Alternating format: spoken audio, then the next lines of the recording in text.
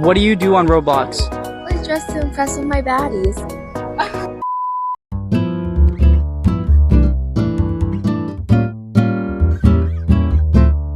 Hello my lovelies and welcome back to my channel. Today I have some more Lana lore for you all as promised.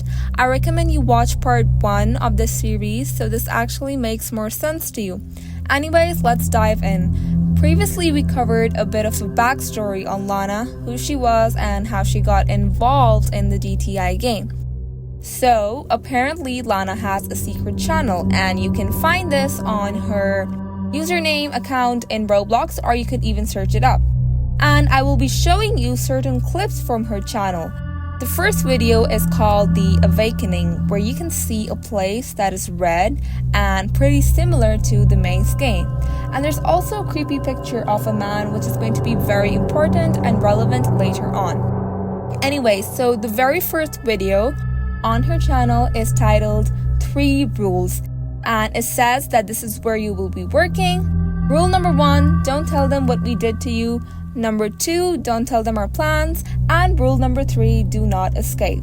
And then finally, best regards, Dr. Ben.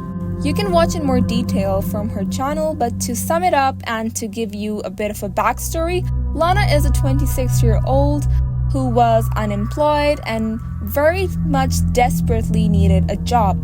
We know from her previous video that she had terminal illness and was probably in a lot of debt, or needed a lot of money to cure her disease. And so Gigi, one of the owners of the game, she offered a job to Lana, and you can see this letter right here. And Lana has been following all of these rules for about 5 years now, till she supposedly saw Gigi doing something sus and causing the players to go missing. In one of her diary entries, we previously covered this, she talks about the doppelganger in the nail salon and how this doppelganger is not her and how it will impact her reputation, and supposedly she might be the reason why all of these players are going missing. Lana had already tried to warn us about this. Now, if you go to Lana's Roblox profile, Lana Does Nails, and you can see that she has other games such as the forest, the fortress, and then also this questionnaire map. And in this questionnaire game, Lana comes and joins herself, and only about 200 players can join, first come first service basis. So I'm going to be telling you something else. Lana has a group of her own called the Sadad and the Plague, and you can find this in her profile and join it. So it's kind of like Discord, the whole layout and everything, and there are different roles as you can see here. She uses this for general announcements, her getting live, or any other speeches she wants to give out. We're all cocoons and Lana is an apple, and then we have someone else who is called xXHappy-HelenXx. I don't know if I'm pronouncing that correct, but he is a butterfly. And I have a theory on this, but I will cover that in another video. Anyways, like I said, Lana has this group, and she also tells us through here we learn that she is going to be live very soon in the questionnaire map. And one more important piece of information to remember is that Lana has her own coterie. Now, coterie is a small group of people with shared interests or tastes, especially one that is exclusive for other people. She has different members a part of it. And one more important piece of information to note is that Call Me Haley, the famous YouTuber, who you probably know, she is friends with Lana, and she is going to be super important to the lore. Through her, we learn a lot about Lana, and we kind of connect ties to figure out the whole lore. So, on to the third video, we can see that Lana is in front of her grave. I always wonder why I did it in the first place. My pain is on display and nobody seems to care. It's unfair, and yet I seek no justice. I expose the secrets of that wretched group. It makes you wonder if she is referring to the Awakening here or some other group by Gigi or Ben perhaps. Now I have a little theory about what's going on. We know that Lana said how tired she is of her job and how everybody treated her like a nobody. and how she plans on taking revenge from all of the developers, all of the owners, and then finally all of the DTI players. The grave may not actually mean that Lana is dead, but it may symbolize something else. Maybe a part of her is dead. Maybe the old Lana is dead. Yes, I'm a Swiftie. My favorite album is Lover, and my favorite song is Majorie. I was at the Eras tour. Totally get why she's a Swiftie fan now. Also, in the description, it's written, I receive little to no emotion from consumer. How I wish I was in her place, and yet because of her ignorance, I can't seem to tell them that they're next. I'm sorry I couldn't give them what they wanted. I suppose consequences must be forced, ultimately.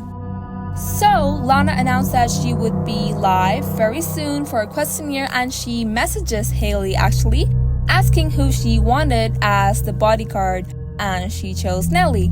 Now, the coterie consists of people who work for Lana, and if you check their bios, they're like consistently changing, and you feel an aura of mysteriousness about what they're trying to hint at, but generally they do not seem very happy. Then there is a group of missing people as well, and their gravestones can be found on the questionnaire map. Now the actual questionnaire happens, and then Hailey asks questions. She starts off with asking what the awakening is. Lana answers, the awakening is what took me and all those players. Who runs it? Gigi. Then Hailey asks, what did they promise you? Lana answers, it is all connected to that nail salon. When I was little, I was diagnosed with a chronic disease, leaving me in medical debt for the rest of my life. Gigi promised to pay it off, and I accepted. Why would she do that? Because I betrayed her. She was planning something terrible against the players, and I had to intervene and tell everyone. Hailey asked what was she planning? Using the players for experiments. What kind of experiments?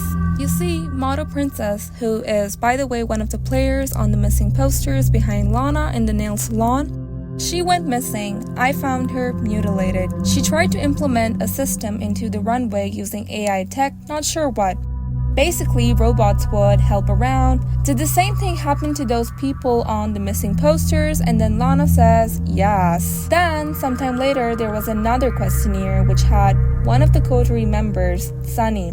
Hailey didn't join this one, and she didn't really answer any questions, but she says, someone must give me their eye. I open one door and you must open them all. I'm afraid I'm not safe anymore. I have something to tell you all.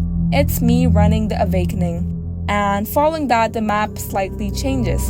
So instead of the eerie and black and red questionnaire map, it was daytime, and it was much more colorful, because of which it was easier to look around and explore. And people noticed a note from Sadie, who by the way is one of the missing members I mentioned earlier, and one of the members on the graves. The note basically says, it's me, Sadie, and Lana is not the girl you think she is. And during that time there was a code in Sadie's bio, but it basically says, my death was planned by Lana, not evil. The coterie is not just some group to help her, they're her sacrifices. There was yet another questionnaire, but this time Lana's answers were very different to what they were earlier. She denied any answers that she answered earlier, or that this place was never read, and suspicions arose on whether or not this was in fact Lana. Perhaps her account got hacked, or it was the Doppelganger who has control over it now. People speculated that when the text was read, it was the real Lana trying to regain control and communicate, and it is not very far-fetched to think that way, because it is confirmed that the person in the nail salon now is not Lana but a doppelganger. So after this, in the Gilded server,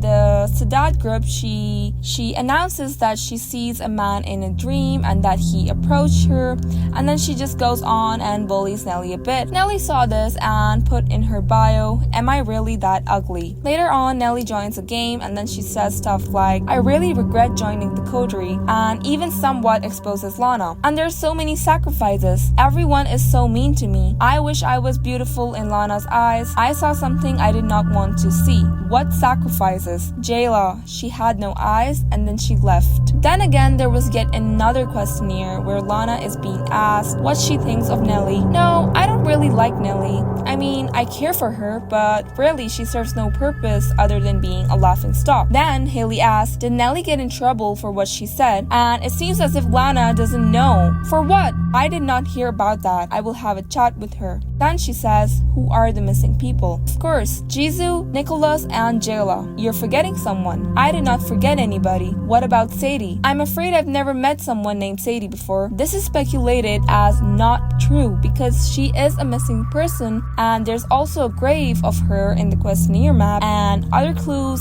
surrounding her as well. So Lana disconnected and people started going around the map and found a diary in her little cabin. Dear diary, a confession. Jayla's eyes are gone, Nicholas' heart is gone, Jesus' voice is gone, and Sadie has taken a part. I pray this stays private and that nobody finds out my true intentions with Sadad. I cannot believe how easy it has been to make these players believe I'm the victim. And now that they're all on my side, they will all pay for how they treated me. And then there was another questionnaire again where Lana was not admitting to anything at all. So she denied any existence of a diary, a house, and not even it being her handwriting. Then Lana started blaming Gigi and how she is planning on plotting something against her and all of us. Something very powerful. Gigi then says herself, Dr. Ben, the creator of Lana, is behind everything. Here, as we can see, in a list next to Dr. Ben's name is written My Creator. Somebody asked what Dr. did and Gigi says how she is pretending to be the victim, but she's actually kidnapped Lana and she is holding Lana hostage. Gigi and Lana went to the questionnaire where they were talking and Lana says, save me from Dr. Ben. Gigi then says Dr. Ben specifically designed Lana to be a dedicated worker at the DTI salon, but Lana grew tired of this life and managed to escape Dr. Ben, feigning innocence, putting up fake missing posters, creating the illusion of concern. However, unknown to everyone, Dr. Ben orchestrated Lana's disappearance and is secretly holding her hostage. Some days later, Lana announces in her group, execution. Today I will lock a few doors and open new ones. I trust in my coterie deeply, but I have received intel on what they say about me. Haley joins the execution a little bit earlier and Raphael doesn't seem to know what's going to happen. He expresses his excitement and Lana says, you will love it. The server then becomes public and people join in. She announces that nobody is getting executed. Today I would like to talk about betrayal. Recently I have received intel of betrayal within my own community,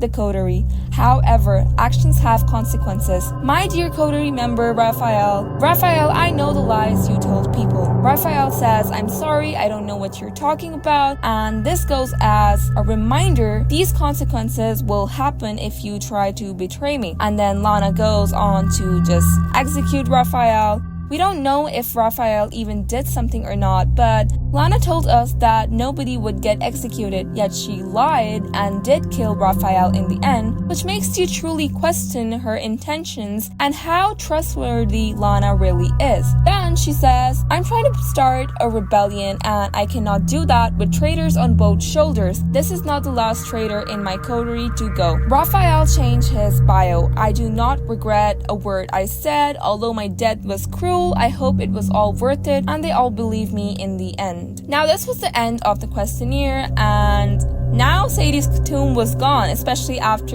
since Haley confronted her about it in the questionnaire. And now instead of it being with the other tombs, if you go under the house in the questionnaire map, there is the location of Sadie's tomb and her body is poking out. This is so creepy. Lana did not have a problem with publicly executing Raphael, but why is she being so secretive about Sadie? Then the following day, Lana announces yet another execution, but doesn't say who that is going to be. Alright everyone, I hope you all enjoyed part 2. If you're interested in the series, make sure that you subscribe to not miss out. Also, please make sure that you're following my Instagram, link in the description below. I am very close to 400 subscribers and I really hope to reach 1,000 soon. If that happens, I will be doing lots of giveaways that you will all love, so make sure you subscribe and follow me. Bye!